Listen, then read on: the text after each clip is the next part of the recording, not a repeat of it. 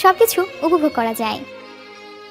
একটা ছোট্ট বাড়ি, বিরল ভালোবাসা, বৃষ্টিবিলাসী বিকেলে ব্যালকনিতে দাঁড়িয়ে রবীন্দ্রসঙ্গীতের সাথে চায়ের দুটি চুমুক, রাতের আকাশে ভেসে বেড়ানো মেঘ দেখার সময় হাতে হাত রেখে ভালোবাসি কথাটি বলা, জ্যোৎস্নার আলোয় মেতে ওঠা পুরো শহরটির সাথে প্রিয় মানুষের হাসিটা দেখা, এই তো বেশ জীবন।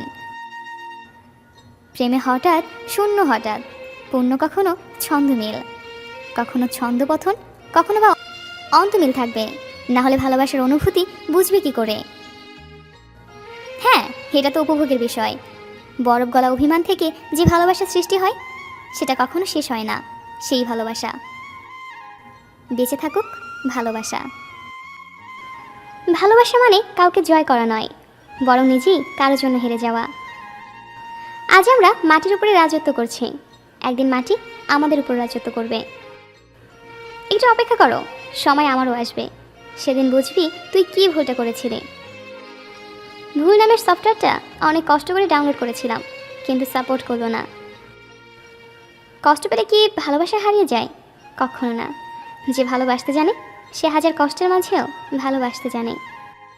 ভালো মানুষগুলো কখনো সত্যিকারের ভালোবাসা পায় না, তারা শুধু ঠকে যায় আপন মানুষগুলোর কাছে। ভেতরটা পড়ে যায় তখনই যখন ভালো না থাকলেও বলতে হয় ভালো আছে। জীবনে কাউকে ভোলা যদি এতটা সহজ হতো তাহলে আমি অনেক আগেই তোমায় ভুলে যেতাম। আমার ভালোবাসা শুধু তোমাকে ঘিরে, তাই তুমি আমাকে বোঝো না। হয়তো বুঝবে সেদিন, যেদিন আমি আর থাকবো না। রূপে কি আসে যায়, মনটাই তো আসল। রূপ তো আর সারা জীবন থাকে না, মনটাই থাকে। এখন আর পুরনো কথাগুলো মনে পড়লে কষ্ট হয় না, হাসি পায়। এটা ভেবে সত্যি আমি বোকা ছিলাম, তোর মতো মানুষকে ভালোবেসেছিলাম। এখন আর ঘুম আসে না, তোমার কথা ভাবতে ভাবতে ক্লান্ত হয়ে শুয়ে পড়ি। একমাত্র সময় পারে মানুষকে চিনি দিতে কে কেমন। যদি কাউকে সত্যি সত্যি ভালোবাসতে না পারো তবে তাকে আই লাভ ইউ বলো না, কারণ এটা শুধু 3টা ওয়ার্ডস না, এটা জীবনের পাসওয়ার্ড। দুটো জিনিস ছাড়া মানুষ সব লুকাতে পারে, আর এই দুটি হচ্ছে যদি সে মাতাল হয় আর যদি সে প্রেমে পড়ে। ভালোবাসা হলো এমন একটি মায়া, তুমি যত দূরে যাবে তত কাছে টানবে, যত ভুলে যাবে তত মনে পড়বে, আর যতটুকু হাসবে তার থেকে বেশি কাঁদবে। মানুষ নামক স্বার্থপরদের মধ্যে কিছু মাত্রাহীনও আছে, যারা কারো কাছ থেকে শত কষ্ট পাওয়ার পরও আবারও নির্লজ্জের মতো তার কাছেই ফিরে যায় নতুন করে কষ্ট পাওয়ার জন্য। মানুষের সমগ্র অতীত তার চেহারায় লেখা থাকে, যারা সেই লেখা পড়তে পারে তারা মানুষকে দেখে হুড়হুড় করে অতীত বলে দিতে পারে। প্রেম এবং করুণা এক ব্যাপার নয়, প্রেম সর্বগ্রামী ব্যাপার। প্রেমের ধর্ম হচ্ছে অগ্নি আগুন, যেমন সব পুড়িয়ে দেয়, প্রিয় সব ছাড়খাড় করে দেয়। নিজের ব্যর্থ হও, কিন্তু জেনে শুনে কারো দুঃখের কারণ হইও না। আবেগ হলো পছন্দের মানুষটিকে এক পলক না দেখে থাকতে না পারা।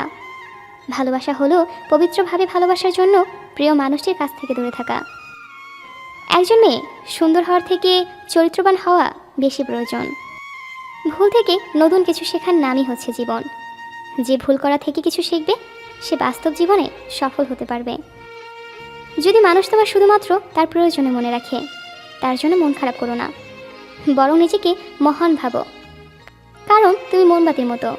কারণ মানুষের মন যখন অন্ধকারে ভরে যায় তখন তোমার দরকার হয়। জীবনের জয় হোক, কখনো হাসতে ভুলে যেও না, কারণ হাসিটা তোমার শক্তি আর সাহস যোগাবে। যা পারো নিজে করে যাও, কারোর উপর আশা ভরসা কোনোটাই করো না। আমি বিশ্বাস করি যে কেউ কিছু পাওয়ার উপযুক্ত হলে পৃথিবীর কোনো শক্তি তাকে বঞ্চিত করতে পারে না। সত্যি ভালো হাজার রাস্তা আছে, কিন্তু প্রতিটা সত্য হতে হবে। একজন আহত ব্যক্তি তার যন্ত্রণা যত সহজে ভুলে যায়, একজন অপমানিত ব্যক্তি তত সহজে তার অপমান ভোলে না। আইন মাকড়সার জালের মতো ক্ষুদ্র, কেউ পড়লে আটকে যায়, বড়রা ছেড়ে বেরিয়ে আসে। যার কেউ নেই তার আর যাই থাকুক না থাকুক, তার সাথে সর্বদা আল্লাহ আছে। কন্যা সন্তান সবার হয় না, যার হয় সে সব থেকে ভাগ্যবান। জীবনে সবাইকে গুরুত্ব দাও, সে তোমার সাথে থেকে দেবে, আর যে খারাপ সে তোমার শিক্ষা দিবে।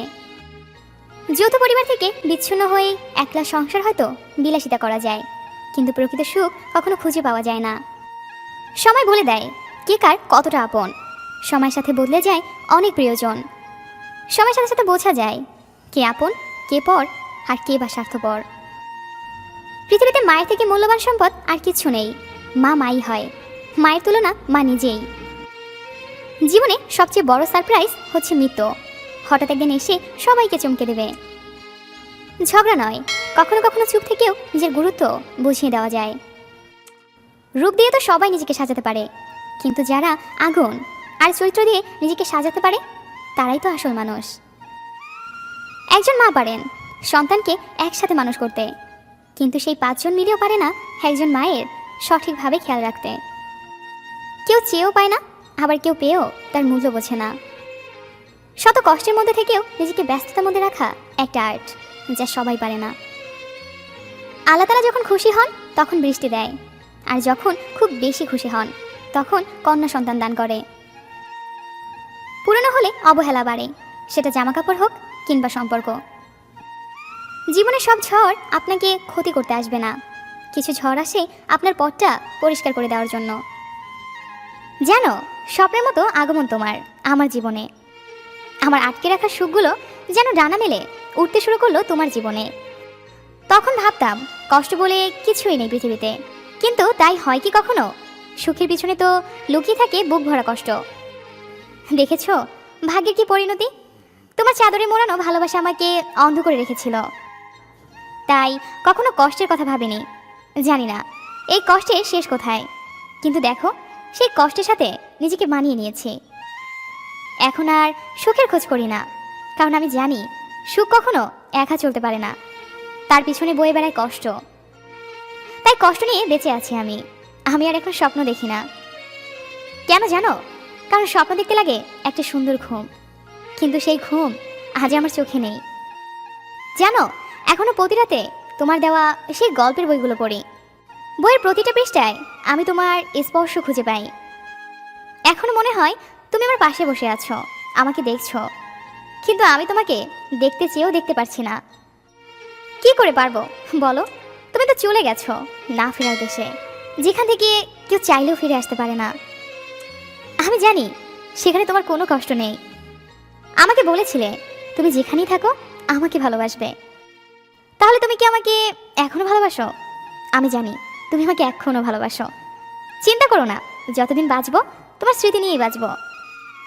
রাতে ছাদে এসে আকাশে ওই তারার দিকে তাকিয়ে তোমারই অপেক্ষায় থাকবো। ভালোবাসতাম, ভালোবাসি, আর ভালোবাসবো। ভিডিওটি শেয়ার করে সবাইকে দেখার সুযোগ করে দিন। ভিডিওটি ভালো লাগলে অবশ্যই আমাদের চ্যানেলটি সাবস্ক্রাইব করবেন এবং নতুন নতুন ভিডিও পেতে আমাদের সাথেই থাকুন। ধন্যবাদ সবাইকে। সুন্দর বিদায় হলো ক্ষতি না করে বিদায় নেওয়া। সুন্দর ক্ষমা হলো বকানা দিয়ে ক্ষমা করা। সুন্দর ধৈর্য হলো অভিযোগ না রেখে ধৈর্য ধারণ করা। আমার আল্লাহ মাঝে মাঝে আমার পরীক্ষা নেন, কিন্তু সবসময় আমাকে সাহায্য করেন। একবার একজন আবিদ মানুষকে জিজ্ঞাসা করা হয়েছিল কিভাবে আল্লাহকে ভালোবাসতে হয়, আমাকে শেখান। তিনি উত্তরে বলেছিলেন, শিখিয়ে কারো মাঝে আল্লাহর প্রতি ভালোবাসা তৈরি করা যায় না। যে ব্যক্তি দাবি করে যে সে এই দুনিয়া তার শ্রেষ্ঠাকে একই সাথে ভালোবাসে, সে আসলে মিথ্যা কথা বলেন। সবচেয়ে সুখী ব্যক্তি সেই যাকে আল্লাহ তাআলা একজন পুণ্যবতী স্ত্রী দান করেছেন। আপনি যদি চান যে আপনি যা ভালোবাসেন তা থেকে যেন আল্লাহ আপনাকে কখনো বঞ্চিত না করেন, তাহলে সবসময় সেগুলোর উপর কায়েম থাকুন যেগুলো আল্লাহ ভালোবাসেন। আপনি যখন একাকিত্ব অনুভব করবেন তখন নিজেকে স্মরণ করিয়ে দিবেন আল্লাহ অন্য সবাইকে দূরে সরিয়ে নিয়েছেন, যেন তখন আপনার অন্তরে শুধু তিনি থাকতে পারেন। যে ব্যক্তি সকালে কিংবা সন্ধ্যায় মসজিদে আসে, আল্লাহ তার জন্য জান্নাতে সকাল কিংবা সন্ধ্যার মেহমানদারির ব্যবস্থা করেন। একজন মানুষের অন্তর যদি রোগগ্রস্ত হয়, তাহলে সে কোনোদিনও কোনো অবস্থাতেই আল্লাহ সুবহানাহু তাআলার ছাড়া অন্য কাউকে ভয় পাবে না। লক্ষ্য পূরণের ব্যাপারে নিশ্চয়বান থাকলে দেখবেন আল্লাহর সাহায্য আপনাকে চারপাশ থেকে ঘিরে আছে। হে আমার রব, আমি কত শত ভ্রান্তিতে থাকার পরেও আপনি আমার প্রতি কত সহৃদয়। আমি অনেক গুনাহগার হওয়ার পরেও আপনি আমার কতই না ক্ষমাশীল। তাদেরকে ভালোবাসুন যাদের সাথে আখিরাতে একসাথে থাকতে চান। আপনার দ্বারা নেক আমল সাধিত হলে আল্লাহ তাআলা প্রশংসা করেন এবং যখন অসফল হবেন তার কাছে ক্ষমা প্রার্থনা করুন।